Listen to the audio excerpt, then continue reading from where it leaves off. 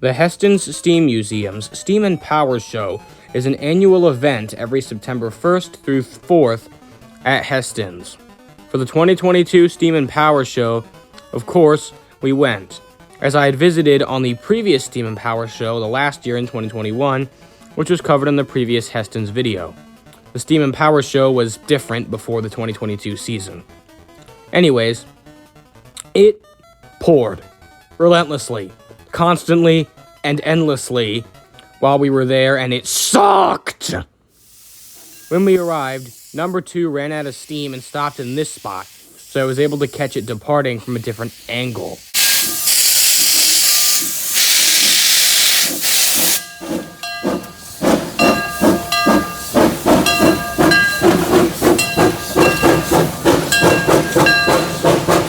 Watch the bell.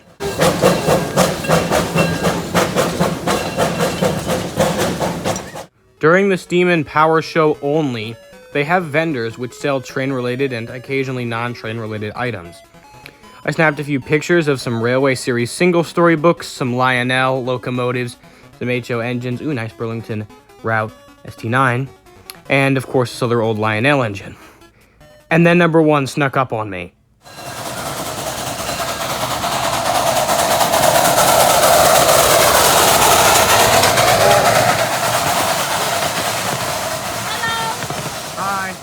Back in the shops for another quick shot of 993361, and then it's in steam, boys!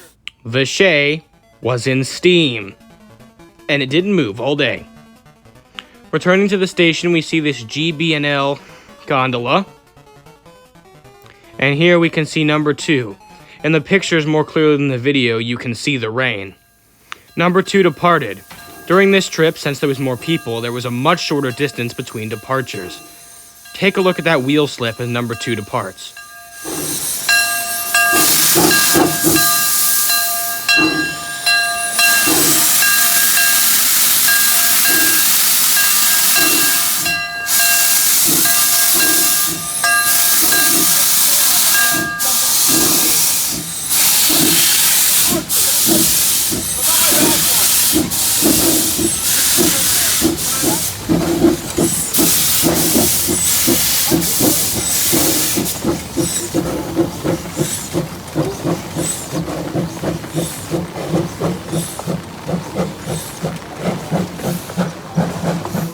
Now, honestly, I used to really like tractors, but now I think they're pretty boring.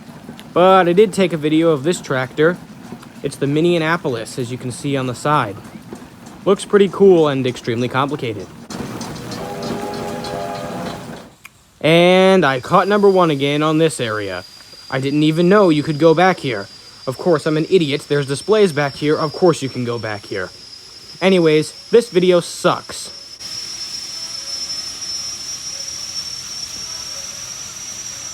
But this one made up for it.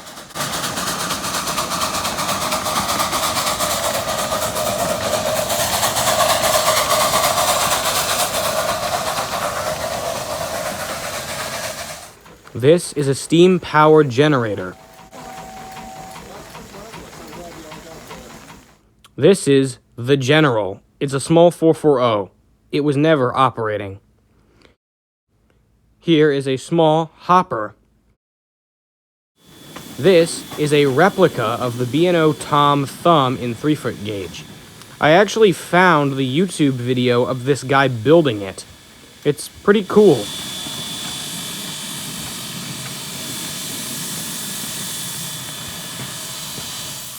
Back to the station for another departure by number 1.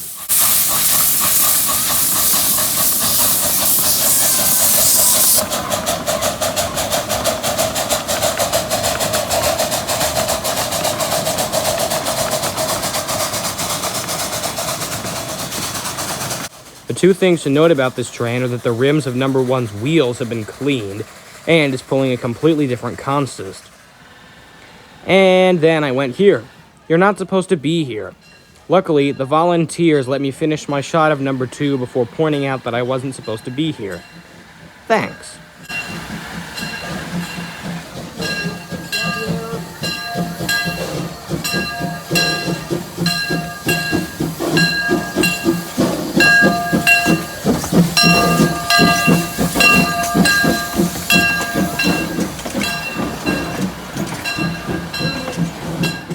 Hey look, a mini tractor.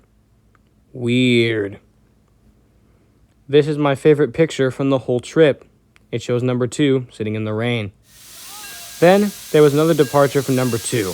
The rain was causing significant wheel slip.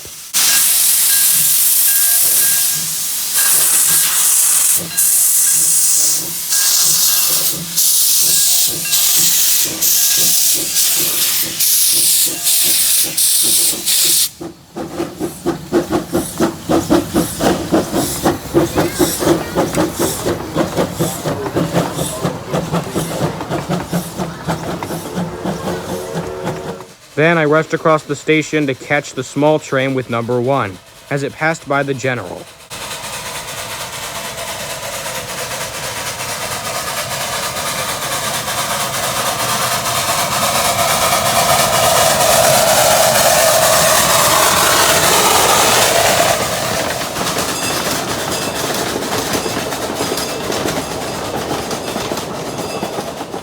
The sawmill was operating on this day, but I didn't go over to see it.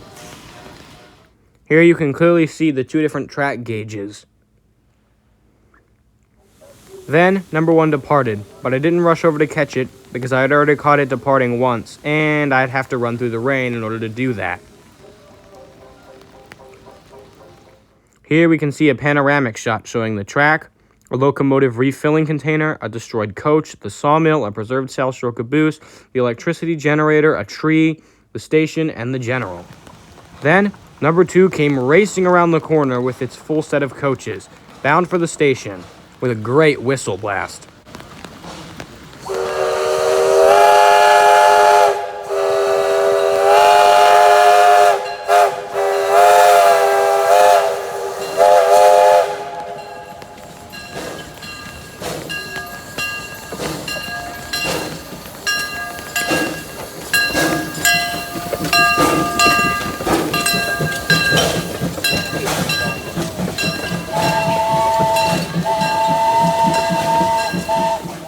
Another tractor, I can't read the name, but it says built in 1917, passing by the small Whitcomb bow switcher.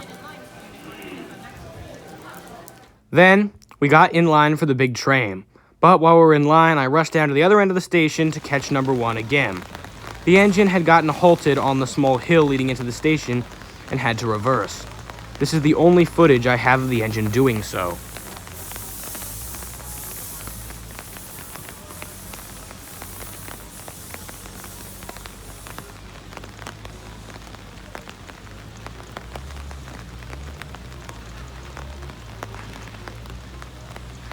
After the engine reversed, with a quick blow of its whistle, it charged up the hill at full speed.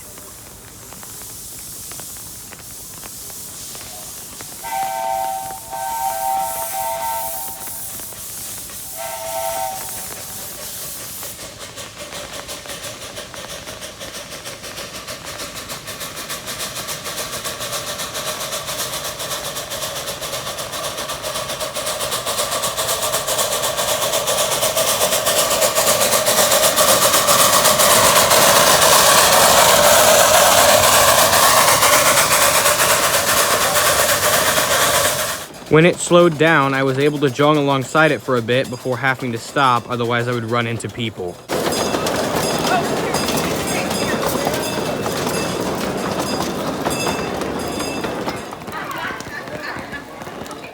Then I got back in line for the big train, and while in line, I caught number 1 departing again. The angle isn't the greatest, but oh well.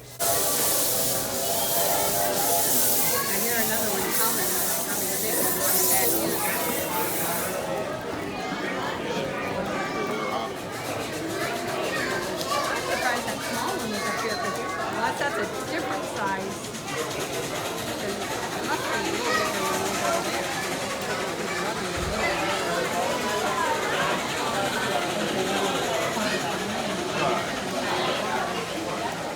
there. Then number 2 pulled into the station.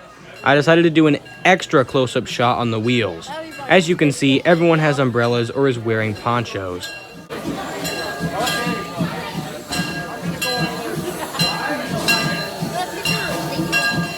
It can't go through. Or is it like a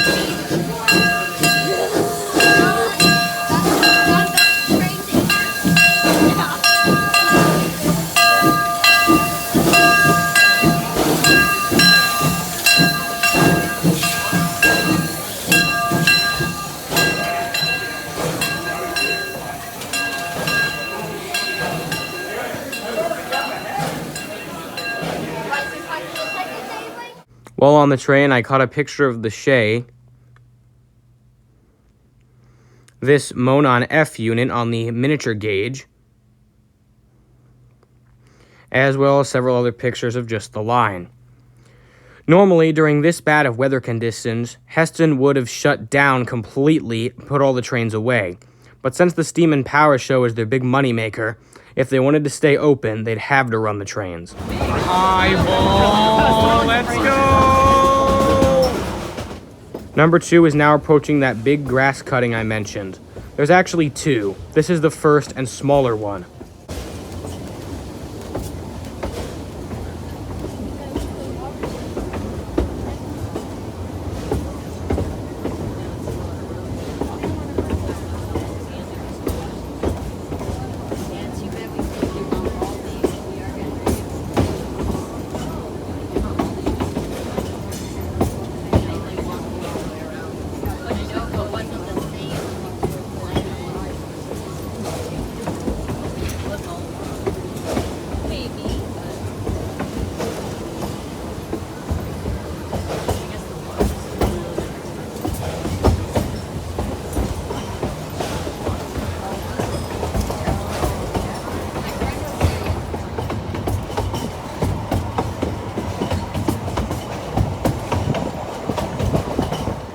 Here is the second and larger grass cutting that almost enters Michigan.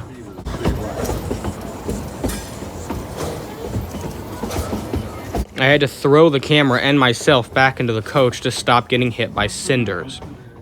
We passed by a whistle sign, and then a wasp nest. Now the engine was approaching the main grade. Have to go fast in order to get up it. And it did.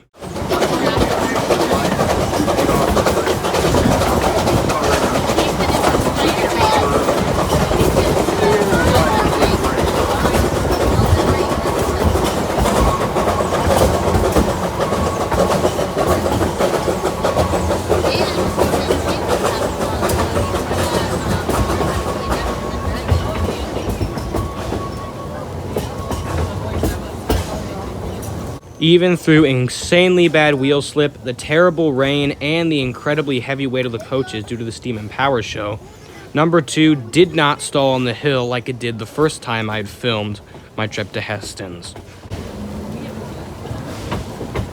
We passed by this, and as you can see, the track looks really cool in this shot for some reason. Here's the Elaine Bridge. This is the shot that made me think it looked like a model railway bridge.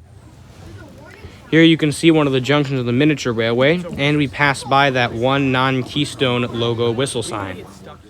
Here you can see one of the several lakes the line passes by. Here you can see the Kittyland Limited coming out of the locomotive shops.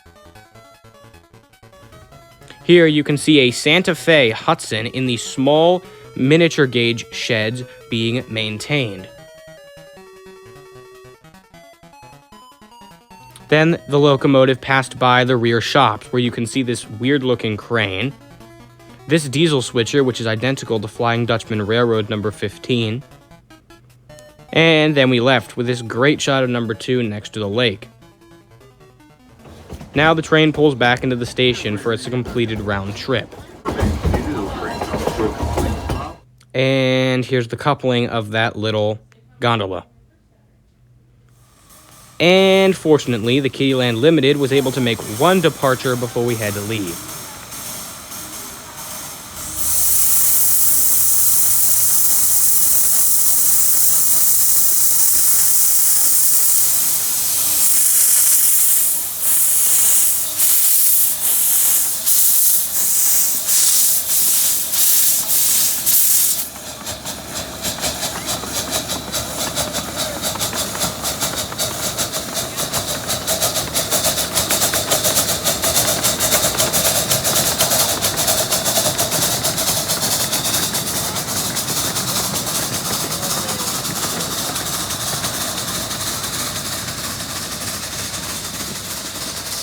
After that we left, as we just didn't want to deal with the rain anymore. Nearby to Hesston's in New Buffalo, Michigan, just across the state line, is a New Buffalo Railroad Museum. On June 17th, 2023, we had to go to an anniversary party in New Buffalo. On the way there, we caught a glimpse of the museum. I wanted to go, but nobody else did. This was with me, my grandpa, and my cousins. Thankfully, because Grandpa was driving us, and because he's awesome, he let us stop at the museum, and I'm very grateful for that.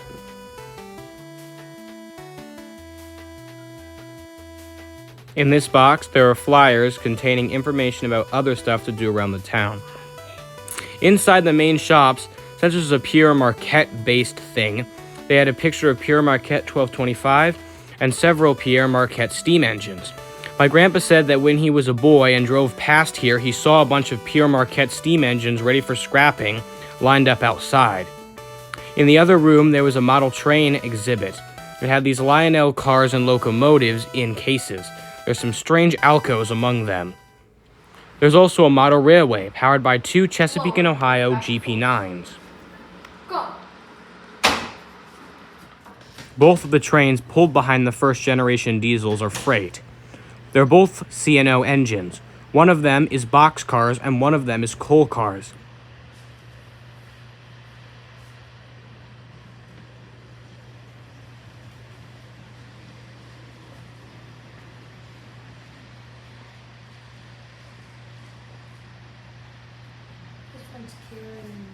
There's a small locomotive shop with 2 040 tank engine switchers.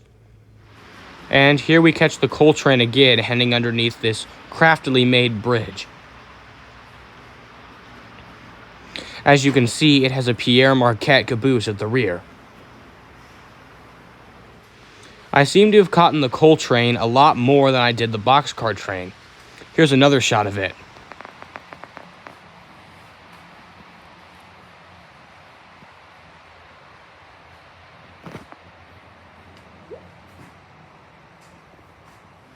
And the final shot of the model railway from above. This is another race. This time the coal train is winning, but it looks like the boxcar train is gaining.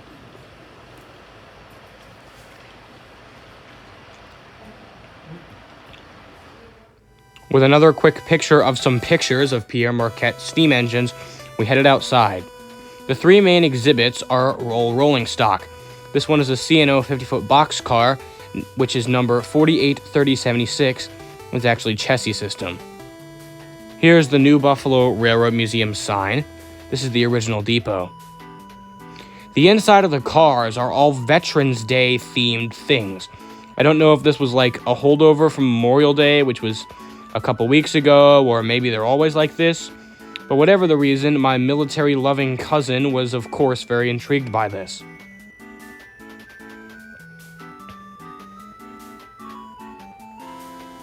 The insides of them had a bunch of displays about how important railroads were during the World Wars.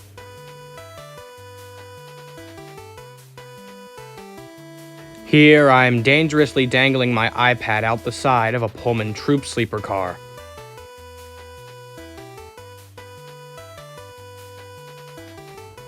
Oh, they also had World War II era original uniforms. My cousin commented that these looked like bus seats. Yeah, they do. Here's a picture of the caboose showing what it looked like when it worked for CSX. Ah, Jessie the cat.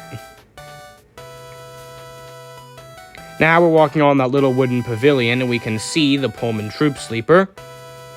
A slightly different shot to get the American flag nearby in the shot. And then we had to walk around to get to the caboose. Here's the end of the track. Here's the back of that boxcar. For some reason, the other side of all the cars don't have any markings on them and are just plain colors. I think it's because they just didn't want to paint it on the side that no one would see. Here's the janky cardboard system that's used to take you from one car to another. And here's the caboose. Since it was recently acquired and hasn't been repainted at the museum yet, it still has markings on this side. Look at those hand-painted letters. And you can stand on the outside of the caboose. Since we were relatively cramped, the photos here weren't too good.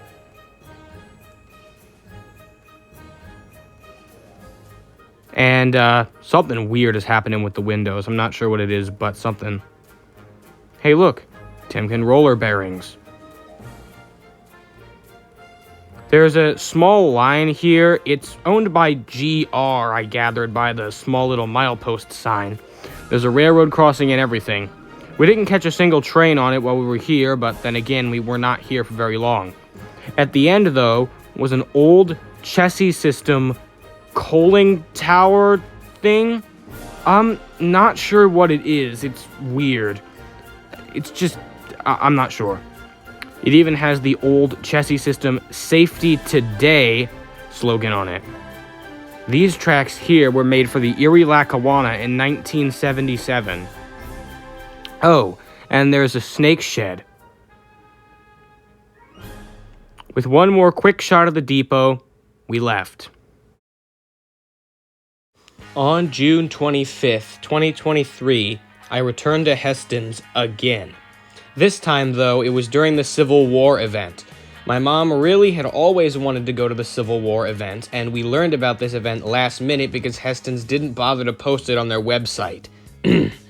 Anyways, we went to the Civil War event last minute.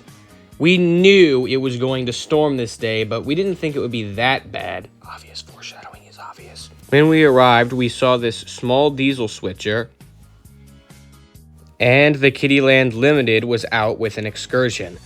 Number 2 was not here, nor was any of the other big engines. I asked the crew of the Kittyland Limited where number 2 was, and they said it was out on an excursion. It just took extra time due to the event. Behind the Kittyland Limited, there were these 3 diesels. 2 of them are Heritage units, and one of them is just a regular Seaboard System GP9. The Heritage units are the Pennsylvania and Wabash ones. We walked over to see them and get a closer-up shot. Inside the small depot again, here's Climax 1694. And before number 2 could show up, the Kittyland Limited departed. I decided to sit down on the ground for this shot to get a lower angle.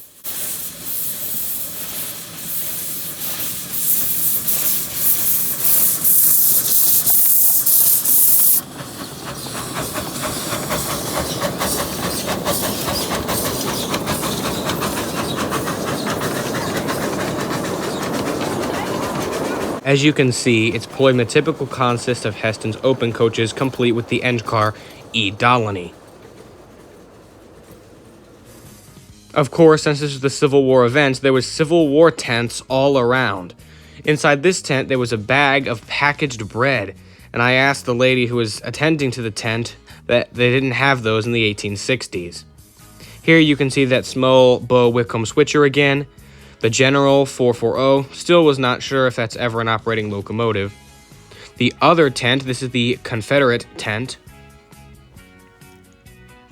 This destroyed coach, which I hadn't noticed until this trip. The reason I moved over here instead of taking more pictures on the other side of Hesston was because I thought I heard the whistle of number 2. I did, except it took an extremely long time for number 2 to actually show up. So I took these pictures of the area. You can see the Confederate flag in the corner here. This is an actual railroad crossing sign. It's definitely seen better days. Then, I heard the rumble of a steam engine. Thought it was the Shea briefly, but no, it was number 2. We got a very nice whistle coming around this bend.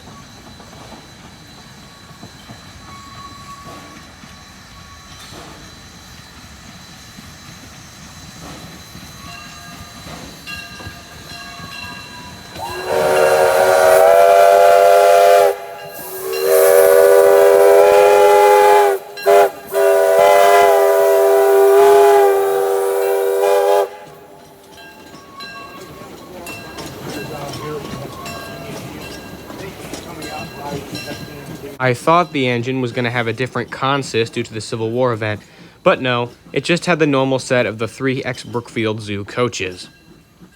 And then the Kittyland Limited snuck up on me.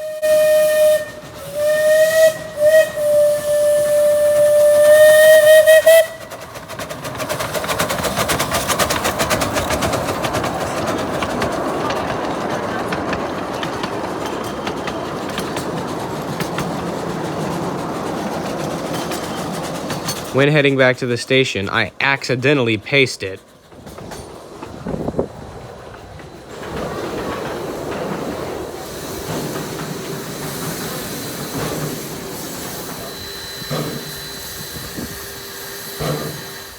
By the time the Kittyland Limited was back, the weather was getting much worse.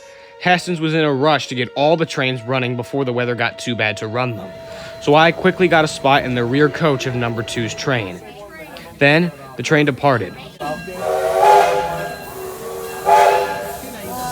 Due to Hesston's being in a rush, the Kittyland Limited departed right before number 2's train did. In a second here, you're going to see it swipe around the bend in front of number 2. This was not going to go well, was it? Ladies and gentlemen, boys and girls, welcome to the Hesston Steam Museum. Just a point of safety as we get underway. Please remain seated at all times. Please keep your hands, arms, feet, and legs independent. As we passed by Wager Junction and the miniature gauge locomotive facility, we were starting to doubt that if this trip was ever going to go well. Soon enough, we caught up with the Kittyland Limited. Rails that are 4.5 inches apart.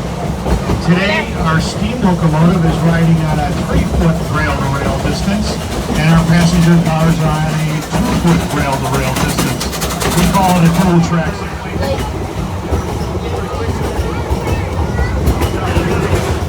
As the state of the weather continued to decline, the train accelerated to hopefully get the trip done quickly. Here we're passing by that first grass cutting.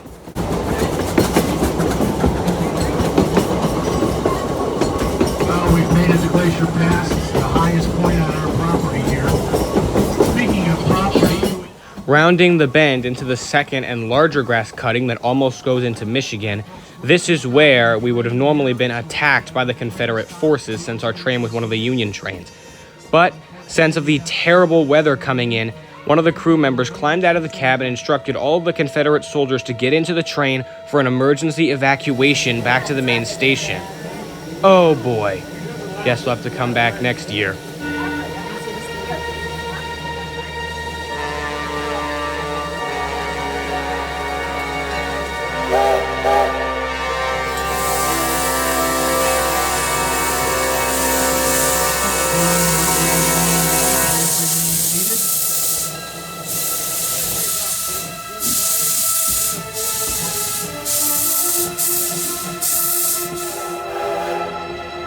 The weather declined even more to an even more horrific state as the train passed by Shady Rest.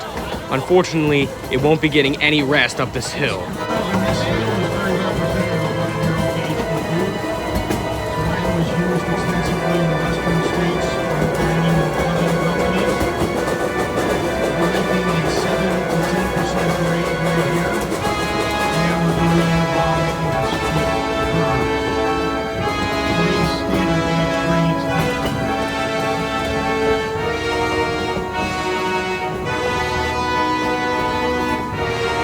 As you can tell by the graininess of this film, it was getting very dark, the weather was getting very bad, and worse, we were starting to feel a bit of sprinkling. And by a bit of sprinkling, I mean an absolute downpour as the train passed by the Elaine Bridge.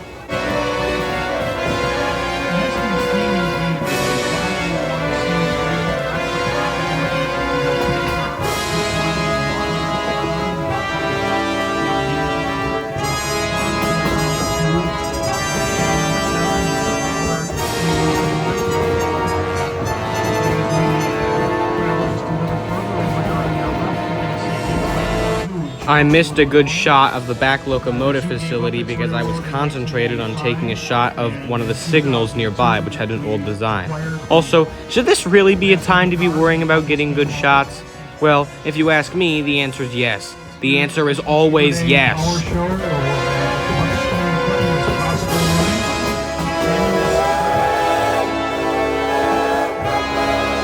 As we pulled into the station, we checked the Tornado Watch app that was on my mom's phone. It was a supercell thunderstorm, and there was a tornado watch across most of northern Indiana and some of Ohio.